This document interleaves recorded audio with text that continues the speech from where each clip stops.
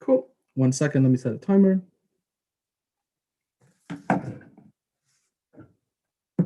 Panel, I think the problem with migration to megacities is often that individually, for a lot of people living in poverty in rural areas or relative poverty in rural areas, it's the best option. However, collectively, when you have millions of people from around a big country flocking to this one same place, it leads to massive problems and ends up screwing up over the most vulnerable people who are left behind. And that is why I think governments should limit it. Very briefly on the MEC, I think that it can be done in any number of ways, whether that is quotas for migration to megacities or offering tax incentives for staying in rural areas by paying less tax, so on and so forth. Governments can pick and choose whatever measures they want. I don't think there's going to be much of a debate here. Cool. So two main arguments. Firstly, on the lack of information that people have when going to megacities and how that leads to problems. And then secondly, in terms of the country's development as a whole and how that affects both urban and rural areas. Let's start with the lack of information.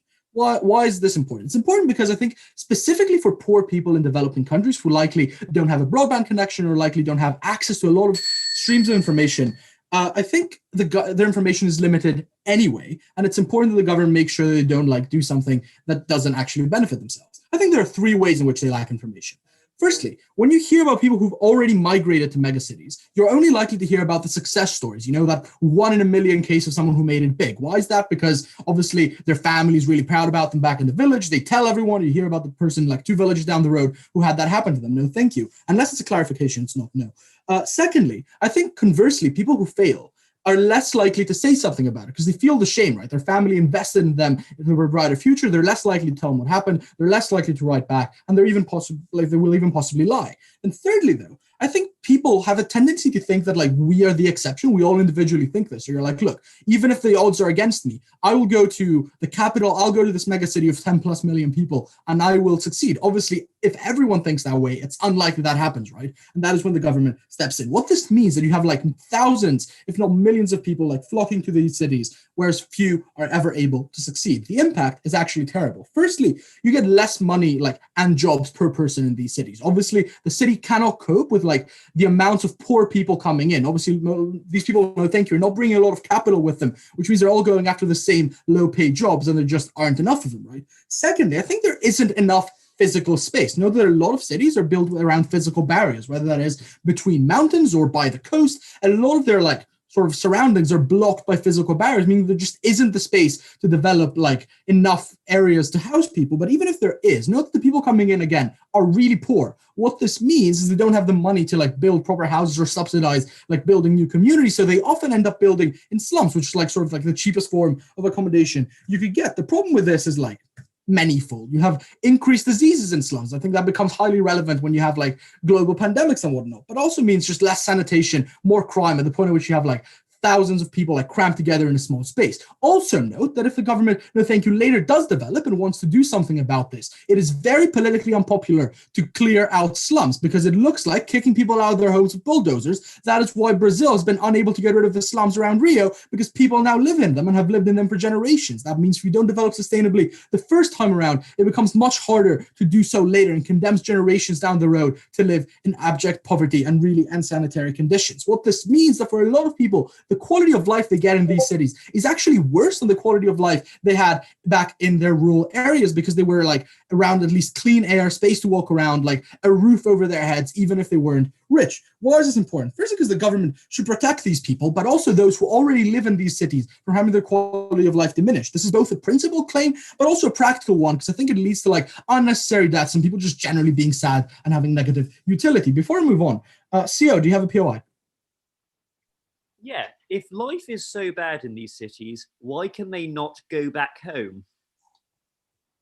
Okay, that's a very good question. I think there are a number of things here. As I said, firstly, there's the shame attached with telling your family you have failed. Secondly, there's the fact that very often, you spend all your money on this train ticket or this journey across the country. It's not that easy to go back.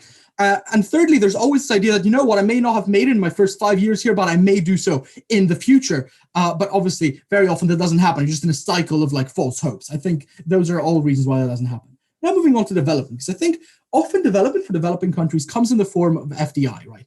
Foreign companies coming in and saying, I will build a factory, or I'll build some kind of infrastructure here to make some profit, but also develop the country in the process. I think both urban and rural areas are harmed. Let's start with urban areas. I think that's where the FDI usually goes, like into mega cities. That's where you have more people who are able to work for you. I think they're less likely to get that. Why? Firstly, there's not enough space to build a factory if like space is taken up. Also note that, again, really, really bad to clear out slums. And I think with the like ubiquity of mobile phone technology lately, people will notice if Nike does that and they don't want to have that negative publicity associated with them. Secondly, I think just having more crime in like a cramped area means that you also in many cases have increased ethnic tensions, because often note that megacities are built where the majority like ethnic group in a country lives, and people coming in are often for the minority group. That increases prejudice against them because they're seen as criminals, and ethnic tension is just not good for development, right? Note on the converse that people would give FDI, because note that like megacities have at least 10 million people. That means there are people to work these jobs. It's not like we have like a big shortage of jobs. And even if we did, that sort of like migration would probably be fine. We're talking about limiting like unnecessary massive flows of migration, not cutting it out entirely, right? If a company comes in and said we need 10,000 jobs, the government could probably allow 10,000 people to come in some kind of lottery system. I also think that this leads to the overwhelming of hospitals and schools in megacities. Why is government investing more? They still need to be rural hospitals in other areas, right? Which means that the hospitals in megacities have to cater to, and schools, much more people than they would otherwise, which obviously means they don't have enough resources. But also, secondly, I think it's mostly about the speed of change, right? If you have 1 million people come in the year, the government can't just build a hospital that quickly if they're a developing country, which means that at least in the short term, if people dying of diseases that would be perfectly curable. I think even if they are better equipped as hospitals, right, because they're more centralized, the backlogs are so big that it kind of outweighs that. Now, moving on to rural areas, I think firstly, the people who are likely to lose to megacities are like people who are seen as having greater chances of succeeding in them. This looks like fit young men who would be the ones who would like plow their families' fields. At the point at which they leave, their families were left behind without any remittances. In the case where you don't get a good job, are more poor than they were before. These are vulnerable people who are like unable to migrate themselves. When you talk about like old elderly parents, but also secondly, I think you lose political capital at the point at which you have fewer people living in rural areas, meaning the government is less likely to listen to you and do anything about it. You're condemning these people to cycles of poverty. I think that's really bad. I think both are people who migrate, but also those who stay behind. These migration flows are unsustainable, and governments should do something about them. Back to propose. Thank you.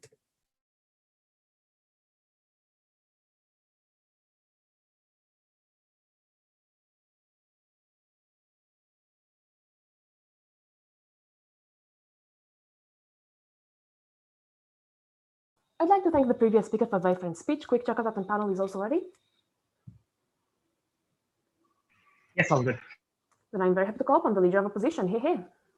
Cool. Can you give me one quick sec? I'm just loading my timer. Am I audible? Cool.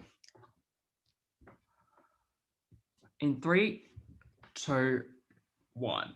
Let's confront the real reality. The real income in Shanghai and Beijing is 3 times of the extent of medium-sized cities in China, where the average life expectancy is probably 10 to 15 years higher, where educational quality-wise, not only did they consistently outperform those medium-sized cities in China, but also globally around the world. So the reality we are engaging in, which is one that opening government has failed to engage with, is megacities are effectively and efficaciously coping with challenges of the 21st centuries to realistically catch up with the West.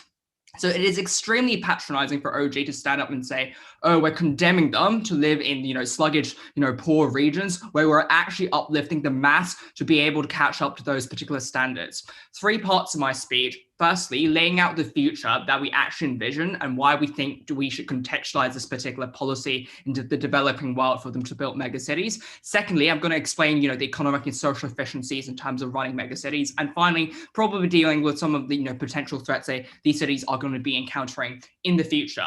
So let's make our counter stance extremely clear. We would prefer a world in which we accelerate migration, where we live in a world where individuals can migrate to big cities and conglomerate resources in mass blocks. This is especially important in a developing world where they are able to accrue the economic benefits to sort of construct and conglomerate these sort of networks. We envision there are 2 big challenges that these developing countries face in the long run, which necessitates this particular policy. The first is the future economy economy is more likely to be less revolved around manufacturing and all kinds of low-tier service, low-tier production, but more likely they're going to turn to software development, technological development, which requires tight-knit collaboration. But secondly, the environmental impact towards these countries are also big, and to the extent where there are global warming threats posed to different individual regions and countries, creating energy crises, creating resource slums that cannot provide and cater for the maximum geographical area that they currently try to. The solution to that is to narrow the sort of population down to one megacity and to exploit the sort of benefits coming out of that. So first claim in our speech in terms of the economic and social efficiency, we say the first thing we achieve is sort of energy efficiency, where there is more likely to be clean infrastructures for water and electricity, where it could be built in a more effective and close-knit way, where it can widen the access for the public, given how proximate it could be, and given how the city and counties within the city is so proximate in itself. But secondly, the second layer of this analysis is we're also going to expand resource efficiency at the end of the day, right? Because we think healthcare is much easier to be distributed, where you do not have to seek for a doctor, taking a train 3 hours away from your hometown, but instead you can assemble the doctors and specialists in the same hospital area. And in this particular regard, we would also respond to what Open and Government said. They said, in the short term it's bad, and because the backload is significant. We say that wouldn't be the case, at least in the long run. Firstly, because there's probably going to be more trainings of doctors, and there's going to be more specialization occurring in hospital, such that they would know how to allocate resources in a more effective and cost-effective manner, knowing where the population would prefer to attend this particular hospital facilities. But secondly, I just don't believe that is true, given that government would probably pour in more resources at the same time. When there are more people in the region creating more economic output, there are probably more resources to create these amount of resources and hospitals to cater for individual demands. But thirdly, I think there is an important benefit on the side of the house in terms of housing, where governments, given the mass demands that are located in these mega cities, there are probably going to be more governmental social housing programs and private housing owners that are more incentivized to build and develop housing in those particular. In the long run, this is a massive benefit because it literally drives down the rent for those who are in these regions, given housing is so accessible in these particular countries. I'll take you guys at 6, but also note that the networking capabilities is extremely important, because for professionals, especially for young people, they're now able to conglomerate in a big city. So you can come from a rural city, but you can still attain top institutions and top sort of corporation and top technological startups to facilitate innovations and connections. The economic output regarding to creative industries in the service sector is going to be massive in the long run, where this is literally the model of Seoul back in 1980s, where they're able to expand their economic output and massively boost the service industry. So at the end of this, a conclusion of this argument is we provided cheap housing, we expanded resource efficiency, and probably in the long run, in terms of economic output, we have exploited the networking capabilities of individuals to connect amongst each other. OG's retort to this regard is twofold. They said, firstly, we only hear about a few successful stories in these megacities because few are able to succeed and a lot of people fail, but they hide in shame. 3 responses to that. Firstly, this is honestly laughable, because when you actually look at the megacities in Shanghai and Seoul in Korea, urbanization has significantly implemented a ginormous amount of policies that I have outlined earlier. But secondly, their analysis is flawed in itself, because they said, oh, no, it's politically hard to get these people out of slums. And that is why, these people would feel in shame when they're kicked out of their homes. But look, this is literally not the only way where government try to move these people to these big cities. They have economic incentives to build up infrastructure projects to have these people move in voluntarily. It's not as if you kick them out all the time. But look, also, we would say that we don't care if every single person, wouldn't have a perfect time in these mega cities. This is an analysis motion, and our counter policy is essential to maintaining sustainable economic development. Before I go on, closing. Your case about streamlining resources is a lie. Mumbai elites actively shut off water access and water supplies for slum dwellers because they fear that they would ruin the image of their I city think this and is the compete point with of them which economically. this is the point at which we engage firstly with the comparative. In the long run, they're forced to stay in the rural areas without any sort of access to these resources, at least on a site when there's greater amount of people moving in. And if we accelerate this particular motion, there's probably going to be greater political leverage in terms of lobbying these sort of governments and corporations to at least decide to equitably distribute these sort of energy resources at the end of the day. The final argument I'm going to come up with is why, in the face of pandemic, it's more likely that people are going to work from home in the long run. So the cost of running telecommunication infrastructures is astronomically high in the entire country. It's far better to centralize and localize in one particular megacity. Hong Kong's response to this was extremely effective because we have eased, the coronavirus through extremely effective monitoring, through the collection of data, through thermal scanners, and also through communicative messaging that is centralized and tailored towards one particular megacity instead of 10 rural cities out there, which is an applicable model to developing world at the end of the day. The proximity enables resource allocation. It facilitates economic growth. We are immensely proud to oppose.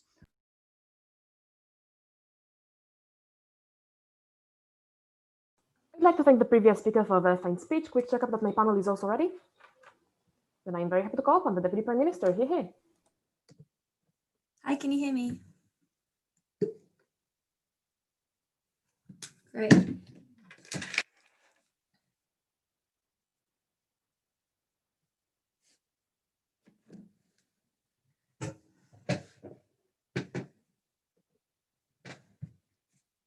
Panel, I think the problem with opening opposition's case is that they just appeal to history to explain why megacities have done well in the past, but they actually provide no analysis of why, as the average individual from a rural background, which also provided you structural reasons as to why you are likely to be low skilled, not have any educational qualifications, and aren't likely to have any capital when you initially move, as to why that kind of individual is actually likely to succeed in these megacities, other than just saying, well, they will do it well. I don't think that's sufficient to actually prove why there'll be a positive trajectory for these individuals. But firstly, I just want to go through the responses that they provided to George's speech. The first one was, why do these individuals not just go home if it's really that bad? I think it's really fucking expensive for you to actually travel potentially halfway across the country in order to get back to your rural area. I think often it is the entire family savings which are put towards this journey in the first place, because otherwise, presumably the whole family would go together because they don't want to be separated from their loved ones. And so I think it's obvious, and it's also obvious as to why it's just men who are going, because again, they don't have the money to actually be able to fund the entire family to move. And therefore, I think that as a really poor individual in a developing country, you literally cannot afford to return because you relied on income to ever be able to go back to your family or to bring them to the city. And at the point at which you are unable to get that income in the first place, you are never able to leave and you are stuck there. But secondly, they say, well, megacities are doing well, and therefore, they will continue to lift people out of poverty. I think, firstly, at the point at which you still have mega cities within these countries, then these cities will still provide a lot of the benefits which they are already providing, but rather for the individuals who would now be at the very bottom of the urban poor within these mega cities, they actually have a better quality of life and better development for the country as a whole. So actually, in the future trajectory of these mega cities, it is likely that they just provide better services for the people who live there in the status quo. But also, I think that the most vulnerable people in this debate are the most vulnerable people in the rural poor and in the urban poor. So even if it is able to improve the lives of the people who are the lower to middle classes within these urban cities by having these poor people move to the slums and essentially provide their some form of labor to develop the mega city, I think those people are probably much less vulnerable and much less important than the people who are left behind in the rural centers and who would be living in abject poverty within these slums. But secondly, I think that when they say, well, it's better for global warming to have people congregated in one place, I disagree with this premise entirely. I think that fundamentally, the bigger that the slums get, the more dangerous areas that people have to live in. People start moving higher and higher up the slopes into places where there is likely to be landslides because of the fact that you need to be close to the city as possible. I don't think this pressure exists in rural areas because I think, first of all, people tend to have congregated to the most fertile and safest areas over a long period of time. But secondly, I just don't think there's as much scarcity of land resources, and so you aren't forced to live in the most dangerous areas. I think specifically global warming is going to kill more people at the point at which you have uncontrolled migration to cities, because more and more people are going to be living on floodplains or areas where there are going to be landslides, and they are literally just going to be killed at the point at which global warming continues to have massive flooding flooding or increased earthquakes. But thirdly, they say, well, the government just will allocate the resources well because they have an incentive to develop. I don't think that's sufficient to prove why they actually care about these rural, disenfranchised poor in the first place. I think, firstly, at the point at which you have these massive slums, it is just incredibly hard as a government with limited resources in the developing world to actually know how many people are living there and therefore plan into the future accordingly, because you don't know how fast this migration is going to come. The difference is that when we tell you we're going to have things like quotas to allow people to come to the cities, I think as a government, you are just much better able to plan long-term accordingly, and therefore you're probably going to have better development for these individuals. But secondly, I just don't think you can appeal to history. George is giving you reasons as to why it is likely to increase ethnic tensions, because you start to associate them with the slums and you start to associate them with the crime. And at that point, I think you are probably increasingly unlikely to care about allocation of resources to these people, because the people who already lived in the city, who are from a different ethnic group, now increasingly are actually actively opposed to the government sending resources to these people because of what they associate them with. The difference is when you don't have this antagonistic relationship with the other ethnic group, you're probably just more likely to not be actively opposed to the government sending some resources to those people in rural areas.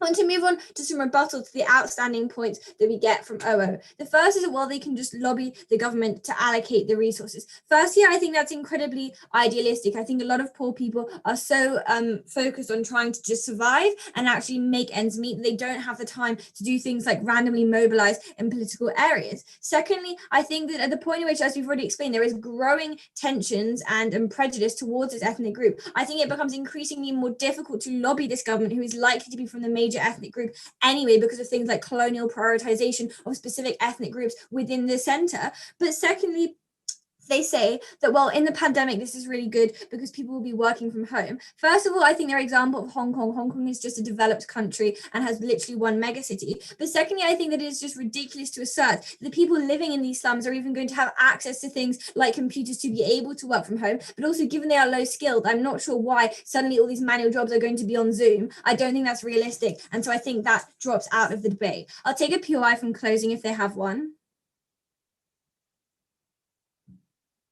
Yeah, so if people don't care enough, if people are too busy with their jobs to care about politics, why then is the like supposed lack of political capital that these people now have an important thing for you?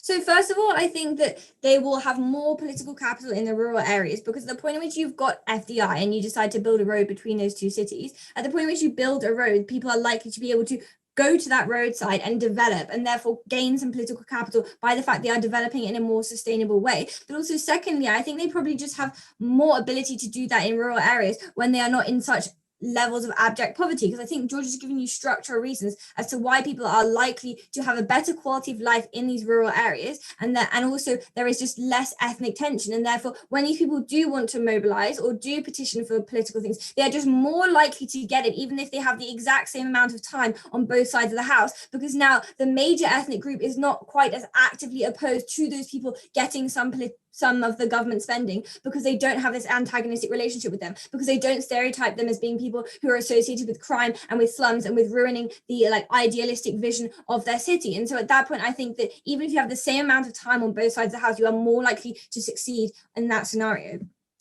I think that George has provided you the impacts which win this debate for two reasons. The first is that we've explained that in rural areas, you're just going to have hospitals and schools closer to you. I think that's just a net good, because most of the time you don't need open heart surgery, which you need a really specific doctor for. You just need antibiotics to get over like this short-term illness that you have. Therefore, at that point, it becomes really important that you have a hospital within 20 miles of you rather than within 100 miles of you. So proud to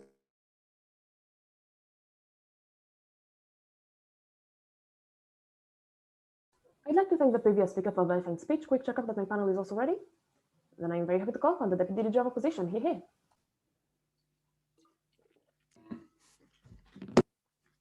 Cool. Mic check. Cool. 3, 2, 1. The number of times the word slum came up in the first two speeches that you heard on opening government is illustrative of a Eurocentric or a Western-centric mindset that is probably about 2 decades out of date. If you go to Jakarta, if you go to any city in China, if you go to Bangkok, you will see that the development of mega cities in recent years, thanks to the improved efficiency of manufacturing techniques and the ease of access to resources like cheap steel and concrete, has meant that people are not living in slums on the hills of Rio de Janeiro in the majority of instances anymore. They're living in what is comparatively far superior quality housing than the literal metal shacks that they were living in often in rural areas. That development is cheapest when it is concentrated into a single area. They say, but as the average rural person, you may not have a particularly good time. This is not an act to debate. What we are telling you is, firstly, that the average net quality of life for people who move into megacities is infinitely better, and for that reason we should accelerate the trend. And secondly, that this is the only way for these countries to persist into the future in a form of economic and environmental development that is sustainable. They claim that this is an appeal to history while completely ignoring the detailed analysis. Let me reiterate it one more time so that maybe closing government give us a better response. When you have to build water pipes, when you have to build electricity lines, when you have to build housing, when you have to build schools, all of that stuff is more efficient when you're not building like literally the square of the number of miles of water pipes or whatever that is necessary to people who are living in diffuse suburb style housing, or even worse, to rural areas. That's why the majority of people who don't live in megacities in developing countries that are too poor to provide that high quality infrastructure simply don't have access to clean water, simply don't have access to the internet, simply don't have access to electricity. Everything becomes cheaper when you concentrate it into a single area. Building one concrete house versus building a giant apartment block is an infinite increase in the efficiency of resource deployment, and that is critical for developing countries who do not have the alternative. So when they tell you that life is worse in megacities, this is factually untrue in every country that exists anywhere in the world. The only country where, if you remove the capital from its statistics, the average life expectancy and the average income drops down is Germany, and that's because Berlin was under the communist bloc. In every other country, it is better to live in a megacity. Again, we should encourage this. What else do they say? There's a lack of housing and jobs. Firstly, as I said, on slums, this is a comparative debate. They would have to prove that the quality of light or the quality of housing that people were living in before was better. That's just factually untrue when you cannot move the resources of concrete and of other materials out into these areas in order to construct housing. Secondly, and this ties into the idea of a lack of jobs, because the same firstly, unemployment rates are consistently lower in major cities. That's why people move there, because they often have lost work in rural areas because the economy is changing, manufacturing and agriculture is being automated. That's why they move to cities in the first place. But what they're using is the lump of labor fallacy, because what they fail to realize is when a new person moves to a city, they don't also create demand for a new job. They also create new demand themselves. That's them going and buying food. That's them using things like education. That's them needing housing and therefore maintenance for housing and plumbers and electricians and so on and so forth. So when people move into cities, they create new jobs by their own demand, and this is in turn what feeds the process and feeds the continued growth of these places. That also means that now if you have a massive increase in the number of people who are available to work within a city, means you have a massive increase in the workforce available to build housing. So the problem fixes itself, and that's why we've not seen massive rates of homelessness within any megacity compared to what exists within the rural areas. Further on this, because they touched upon it, they talk about educational attainment and say, but when you move from a rural area, your skills are probably a little bit poor and you're unable to access those highest tier jobs. Fine. But the income that you get comparatively, even if you end up working in a sweatshop in the manufacturing district of your city, or just working a retail job, etc., is still substantially higher in net terms than the subsistence farming that people were typically engaging in rural areas prior to that. And no, we cannot get that same development for the resource concentration argument that Tim already provided you. But here's the kicker, right? Now that you have schools concentrated into areas and a large number of them and specialized teachers, it means that, yeah, sure, maybe your life isn't perfect, but your kids' life is going to be a lot better at the point at which they have access to education, and then they go on and their kids have access to even higher quality education, and the cycle repeats and repeats. That's how in 2 generations, a country like South Korea goes from being as poor as Nigeria is today to being one of the richest countries in the world, comparable to past colonialist nations. They did it by concentrating 2/3 of their population into Seoul, and therefore increasing the access to education.Moving on to healthcare writ large. They tell you that these areas are ridden with diseases and less sanitary. In the DPM speech we hear, most of the time it's fine. You just need antibiotics. You don't need a specialized heart doctor. Okay, But when you do need a specialized heart doctor and the nearest one is 150 kilometers away, you die. That's why life expectancy is lower when you don't live inside a megacity. Having one specialized doctor in a megacity means that they can cater to a city block of 10,000 people. Compare that to a rural area, trivially, it's worse. They just gloss over this by saying, well, hospitals will be more concentrated. Yes, but you build more of them. That's the whole point, right? There's an economies of scale argument here at the point at which you can concentrate one MRI machine into a single building, and that serves the needs of an entire neighborhood of a city. Compare that to a medium-sized city where they will simply not be able to afford an MRI machine. People die of preventable diseases. This is the kicker there, and this is I think the thing that is the clear silver bullet for this debate. Water access in the future is a finite resource, as aquifers globally are being depleted, and the resources of water that we're going to need to access in the future are predominantly going to come from desalination technology. Building the water distribution networks necessary to serve diffuse populations is going to become nearly impossible. The only way that we can ensure that people are free from diseases from contaminated water is to ensure that we can more efficiently build water infrastructure in close proximity to desalination plants, right? That is what we're seeing, for example, in Israel is leading the way in this, and other countries are going to have to follow suit as global temperatures rise and water becomes something that is a scarce resource. We cannot afford to lose it through spillages through pipes as we attempt to diffuse it out to the rest of the population. Crime. They confuse per capita and absolute numbers. There may be an absolute higher amount of crime in cities. There is a per capita lower amount, but this is something that gets improved through economic and educational development anyway. Korea has fuck all crime. China has fuck all. On the integration of minorities, though, and the sort of negative associated stereotypes that they talk about, I would point you to the idea of contact theory. When you live in rural areas, these tend to, for historical reasons, be ethnically, religiously, or demographically segregated. When people move into a city, they work with people of different ethnicities. They come into proximity, they live in different housing blocks. That's why Singapore is comparatively much less racially polarized than its neighboring Malaysia, or why Bangkok, for example, has the highest intermarriage rate of Siam and Chinese people out of the entirety of Thailand. The upshot of all of this, and the pandemic stuff might come up. I don't know, maybe closing government going to try and win on coronavirus. Tim already told you megacities are better equipped to handle this due to the improved access of healthcare facilities, the ease of distributing vaccines, and the increased accessibility of testing resources. But the upshot of all of this that you need to consider is if developing countries want to use their resources as efficiently as possible to cater to their populations, megacities are the only way, and you absolutely must oppose this motion.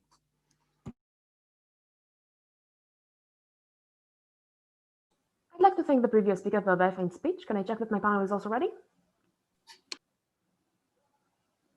Then I'm very happy to call upon the member of government. Hey, hey. Can everyone hear me?